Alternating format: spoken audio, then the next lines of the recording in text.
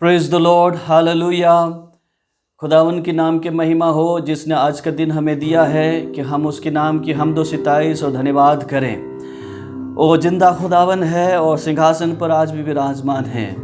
दुनिया में चाहे कैसी भी मुसीबत और संकट क्यों ना आए, उसके बच्चों के ऊपर उसकी आशीषें सदा सर्वदा बनी रहती है। और वही प्रभु है जिसने हमें आज का दिन दिया है कि हम उसके नाम की हम्द व सिताइश तारीफ करें। Hallelujah, hallelujah. प्रभु ने हमें इसीलिए बनाया है कि हम उसके नाम की हम्द व सिताइश करें, उसके नाम की तारीफ़ करें और उसका जय जयकार करें। और जब उसके बच्चे उसके नाम की हम्द व सिताइश और जय जयकार करते हैं, परमेश्वर उनके लिए बड़ा बड़ा काम करता है। Hallelujah, hallelujah, hallelujah. Thank you Jesus. सिफादस्ते करम से उसके पाए जिसका जी चाहे। मेरे कहने से क्या है आज़माए जिसका जी चाहे। सिफादस्ते करम से उसके पाए जिसका जी चाहे। मेरे कहने से क्या है आज़माए जिसका जी चाहे। निदादी अब्र रहमत ने खड़े होकर यह कल में। निदादी अब्र रहमत ने खड़े होकर यह कल में कि आबे ज़िंदगी देता हूँ आए जिसका जी चाहे। कि आबे ज़िंदगी देता हूँ आए जिसका जी चाहे। सिफादस्ते करम से उसके पाए जिसका जी चाहे। गुनहगारों को मुजदा दो कि यीशु जी उठा जब से। गुनहगारों को मुजदा दो कि यीशु जी उठा जब से। दरे जन्नत खुला रहता है आए जिसका जी चाहे। दरे जन्नत खुला रहता है आए जिसका जी चाहे। सिफादस्ते करम से उसके पाए जिसका जी चाहे। खजाना आसमां पर है, हमारा क्या कमी हमको। खजाना आसमां पर है, हमारा क्या कमी हमको। तलाशे ज़र में उम्र अपनी गंवाए जिसका जी चाहे। तलाशे ज़र में उम्र अपनी गंवाए जिसका जी चाहे। सिफादस्ते करम से उसके पाए जिसका जी चाहे। मेरे कहने से क्या है आज़माए जिसका जी चाहे।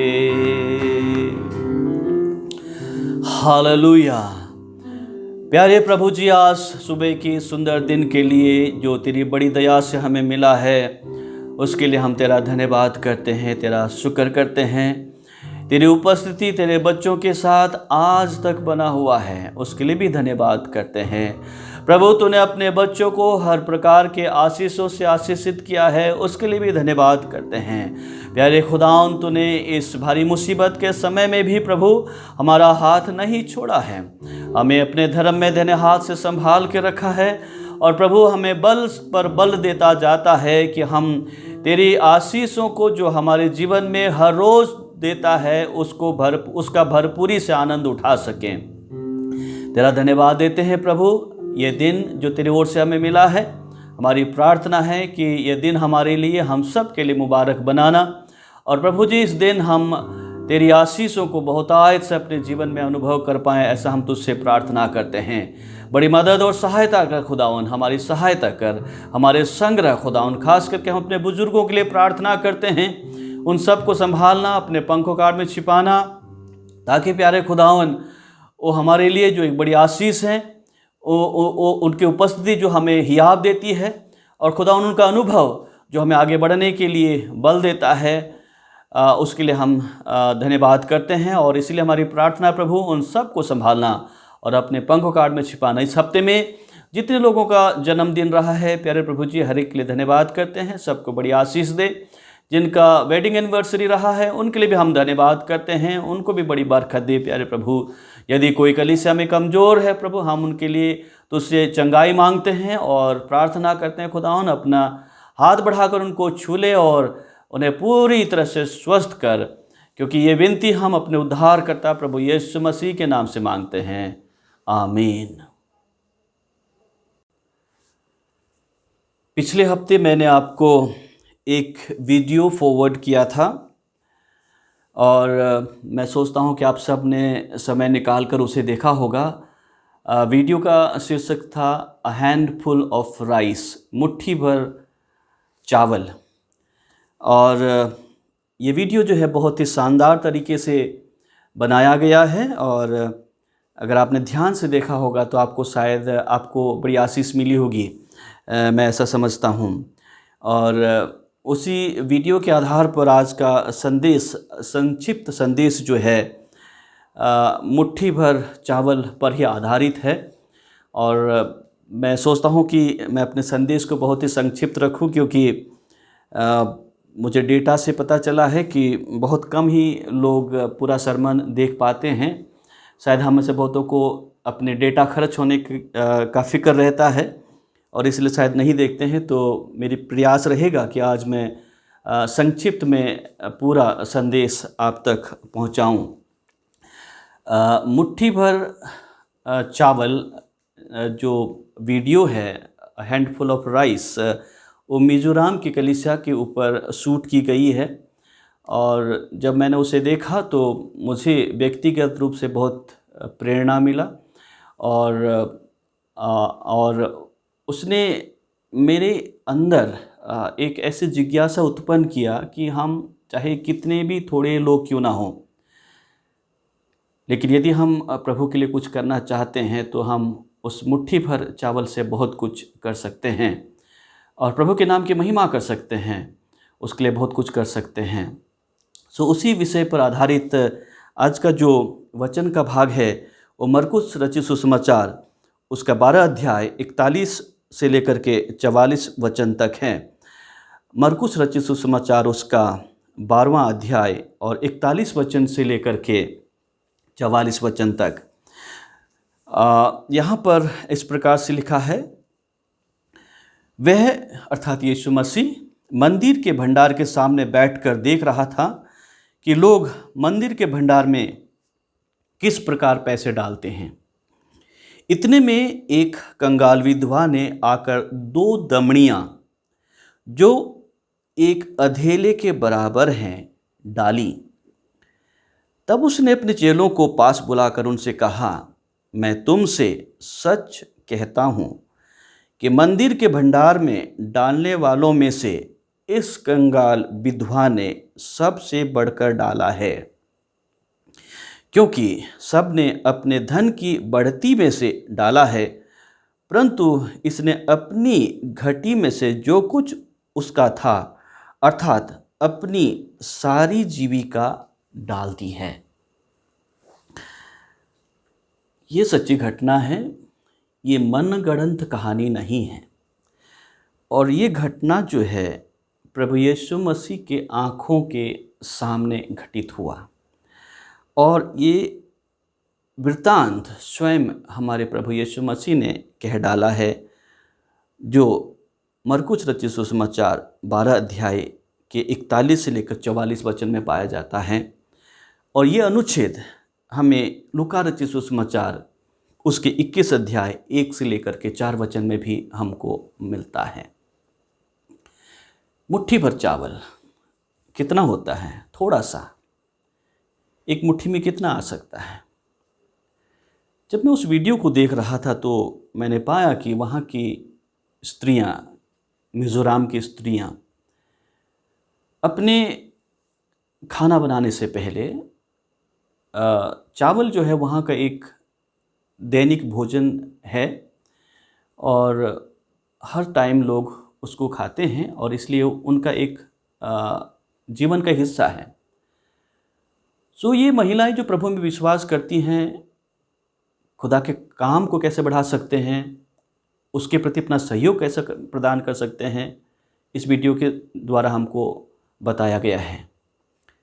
खाना बनाने से पहले, चावल पकाने से पहले उसमें से एक मुट्ठी निकाल करके अलग रख लेते हैं, और ये चावल जो है हफ्ते भर का जितना जमा होता है कलीसिया में ले जाते हैं, और वहाँ धन्यवाद स्वरूप उसको दिया जाता है।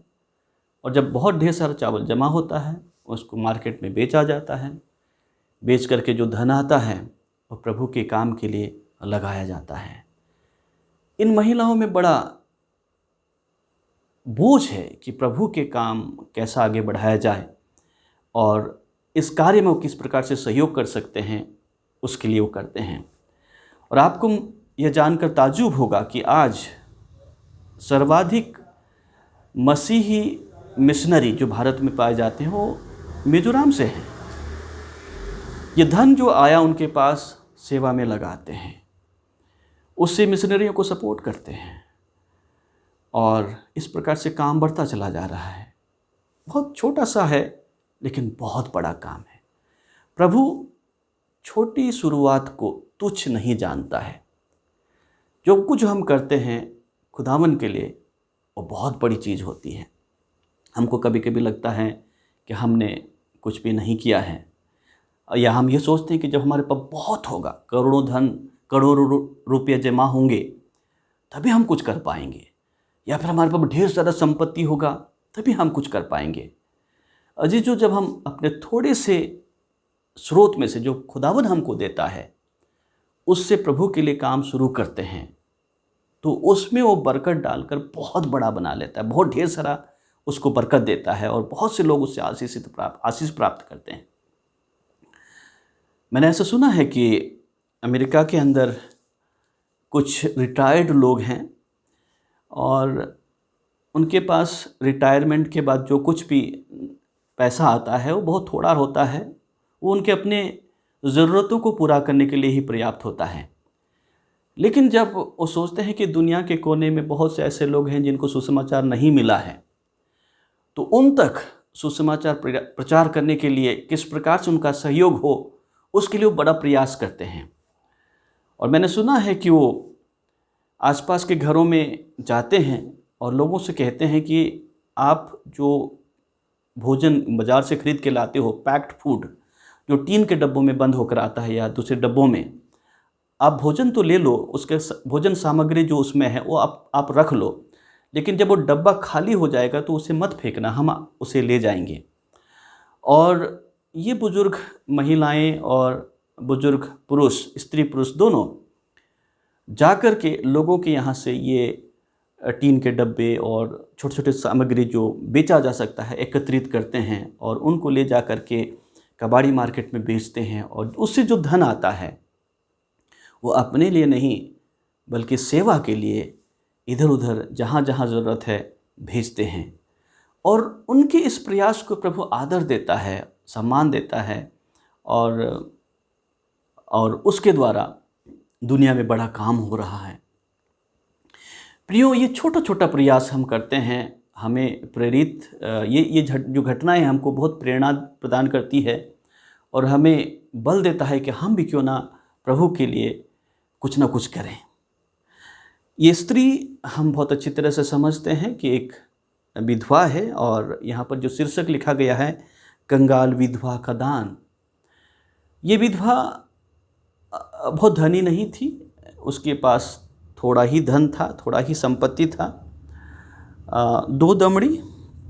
और लिखा है कि जब लोग मंदिर के भंडार में अपना अपना धन, अपना अपना ऑफरिंग डाल रहे थे, तो इन्होंने भी डाला, और उनके पास सिर्फ इतना ही था, 2 दमड़ी, और वो पूरा का पूरा उन्होंने उसमें डाल दिया। और यीशु मसीह इस चीज़ को देख रहा था। यीशु मसीह के सामने और भी लोग आए, बड़े अमीर आए, जिनके पास करोड़ों रुपये रहे होंगे शायद उन दिनों में, लाखों हजारों संपत्ति भी, और उन्होंने अपने धन में से जो कुछ उनके पास, उसमें से थोड़ा निकाल के डाला। लेकिन इस स्त्री ने जो है, जो कुछ उसके पास था वो सब कुछ डाल दिया। और प्रभु के दृष्टि में यह स्त्री गिनी गई, धन्य कही गई। और आज तक हम उसका चर्चा करते हैं, उस स्त्री का चर्चा करते हैं कि किस प्रकार से उसके छोटे से काम को प्रभु ने सराहा है। अजय, जो हम छोटा काम करें या बड़ा काम करें, प्रभु उसको तुच्छ नहीं जानता है। हर एक छोटे बड़े काम को वो सराहता है, उसकी बड़ाई करता है।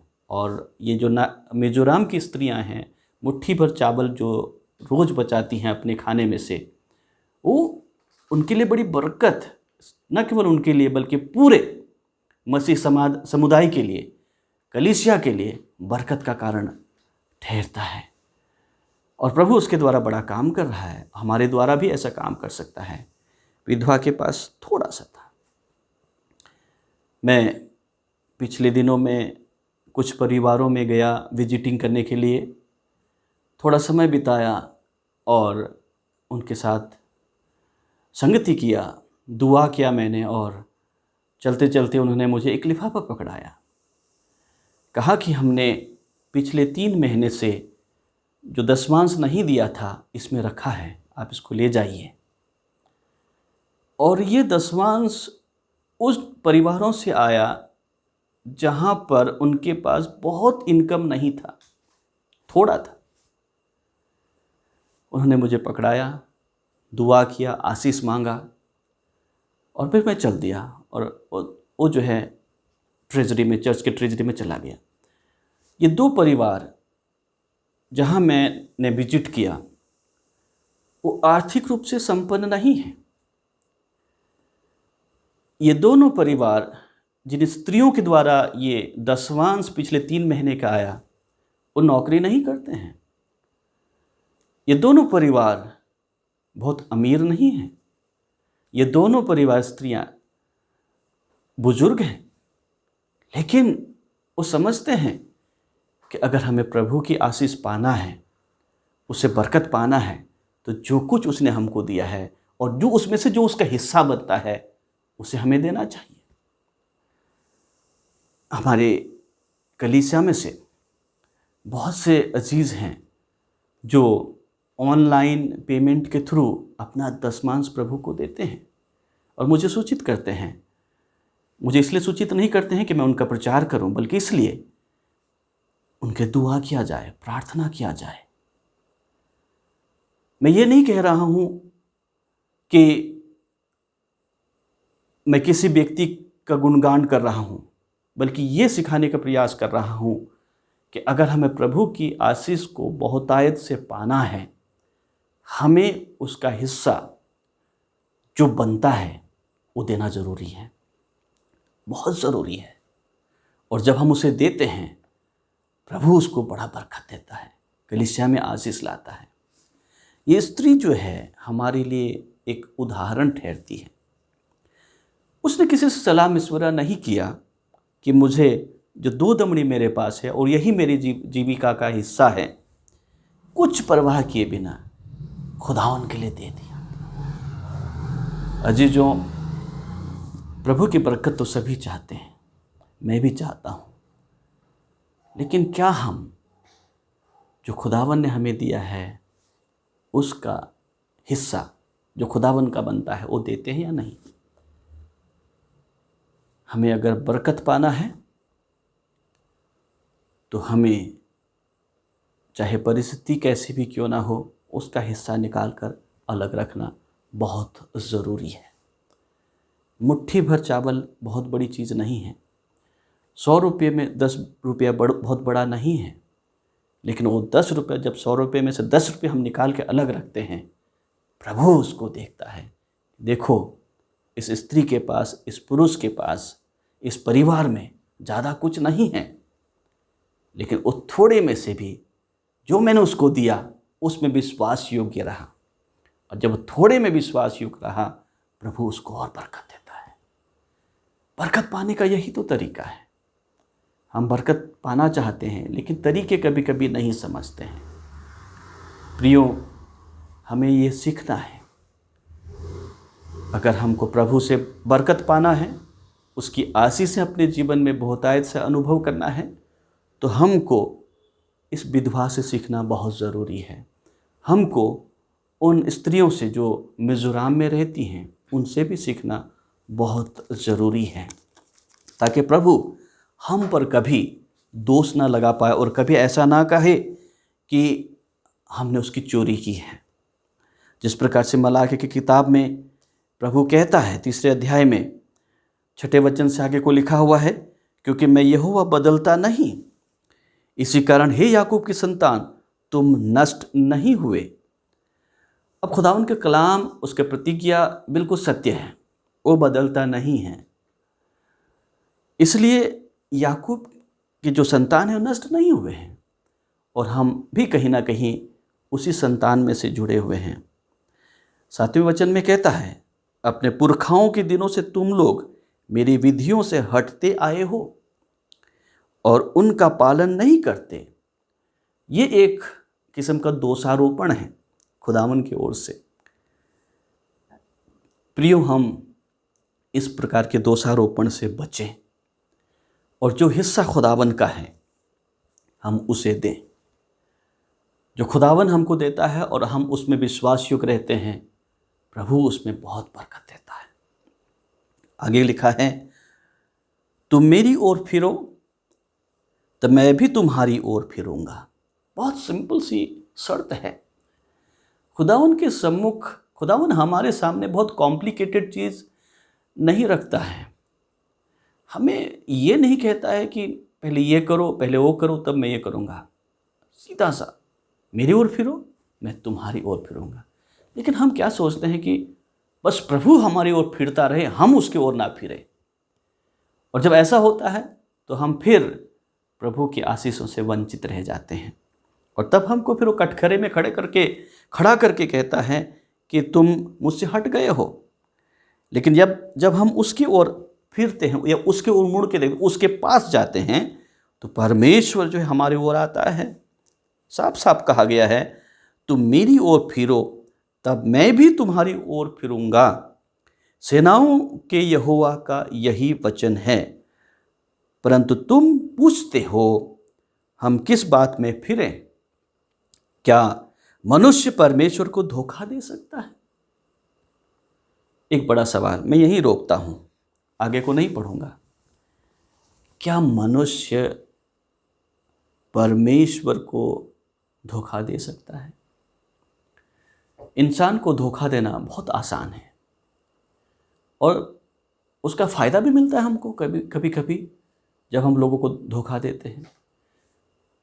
लेकिन परमेश्वर को धोखा देना इतना आसान नहीं है। हम धोखा दे ही नहीं सकते, क्योंकि वो तो सर्वज्ञानी परमेश्वर है, सर्वशक्तिमान परमेश्वर है। और वो कहता है मेरी ओर फिरो तो मैं तुम्हारी ओर फिरूंगा। और ये संदर्भ जो है यहाँ पर परमेश्वर उसकी ओर बात करता है कि जो आशीष उसने हमको दिया है, हमने उसके आशीष के बदले उसे क्या दिया है। हम बहुत बरकत पाना चाहते हैं तो हमको वो बरकत जो उसने दिया है उसमें से जो उसका हिस्सा बनता है वो देना ज़रूरी है। और जब हम ऐसा कर लेते हैं, परमेश्वर हमारे छोटे से दिए हुए जो बरकत है जो हम उसको वापस करते हैं उसमें बहुत मिला के देता है। ढेर सारा मिला के देता है, इतना देता है कि हम उसको संभाल भी नहीं सकते हैं ना। आकाश के झोरों को खोल करके, आसमान के झोरों को, हमारे पास घर भी नहीं होगा, इतना चीज़ें भी नहीं होगा, लेकिन बस बहुत ही साधारण सा शर्त है, उसकी ओर फिरें, उसकी आज्ञाओं को मानें।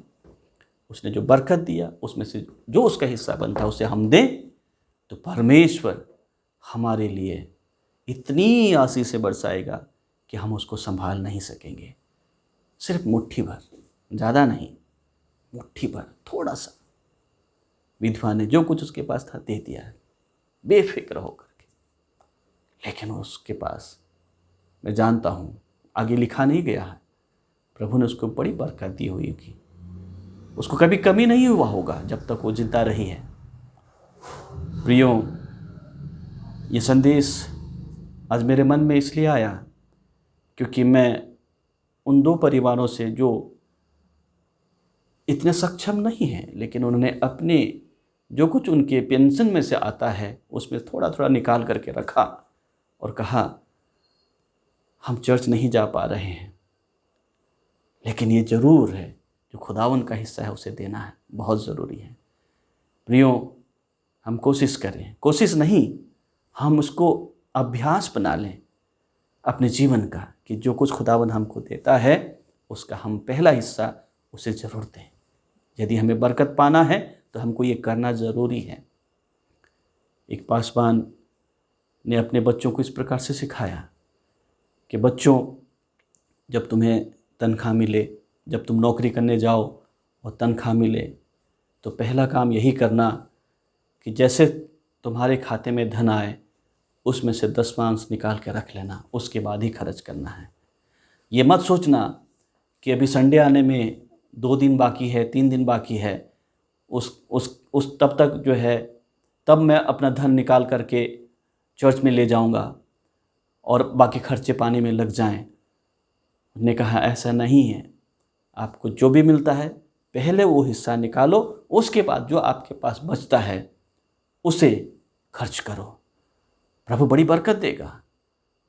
और उनकी गवाही ये है कि बच्चों ने जब ऐसा किया तो उनको खुदावन ने इतनी आशीष दी, इतनी बरकत दी कि आज तक उनको कभी किसी चीज़ की कमी घटी नहीं हुआ है। प्रभु अनुग्रह करे और हम सब पे दया करे, और ये जो कर्तव्य है, ये जो हमारे जीवन का एक हिस्सा है, उस पर हम अभ्यास करें और ताकि हम खुदावन की आशीष को अपने जीवन में बहुतायत से प्राप्त करें। प्रभु सबको आशीष दे। आइए हम प्रार्थना करें। प्यारे खुदावन, हम तेरा धन्यवाद देते हैं आज के इस दिन के लिए, और विशेष प्रार्थना हम करते हैं खुदावन की जो धन या भौतिक वस्तु हमको आशीष के रूप में देता है, उसमें से जो हिस्सा तेरा बनता है प्यारे खुदावन, उसको हम अलग करके ही उस बरकत को अपने लिए उपयोग करें। मिज़ोरम के उन महिलाओं की कहानी बड़ी ही रोचक है, दिलचस्प है। प्रभु की किस तरह वो मुट्ठी भर अनाज, चावल बचा बचा के रखती हैं कि वो तेरे काम में लगाया जाए। प्यारे प्रभु, ये विधवा जिनके पास बहुत कुछ नहीं था, उनके पास सिर्फ 2 दमड़ी, वो भी उठा करके भंडार में डाल दिया प्यारे प्रभु, और उसके नाम की तारीफ की गई। तूने स्वयं उसके बारे में बोला। प्यारे प्रभु, कोई भी छोटा काम जो हम तेरे लिए करते हैं वो छोटा नहीं है, ना ही उसको तू तुच्छ जानता है। इसलिए मेरी प्रार्थना है प्यारे प्रभु, हम में से हर एक को ऐसी वरदान प्रदान करके जो कुछ भी तो हमको आशीष देता है उसमें से जो तेरा हिस्सा बनता है प्यारे प्रभु, हम सबसे पहले निकाल कर रखें, ताकि खुदावन हम तेरे आशीषों से वंचित न रहने पाएँ। हम सबको बड़ी आशीष दे, हर एक को आशीष दे, सबको संभाल।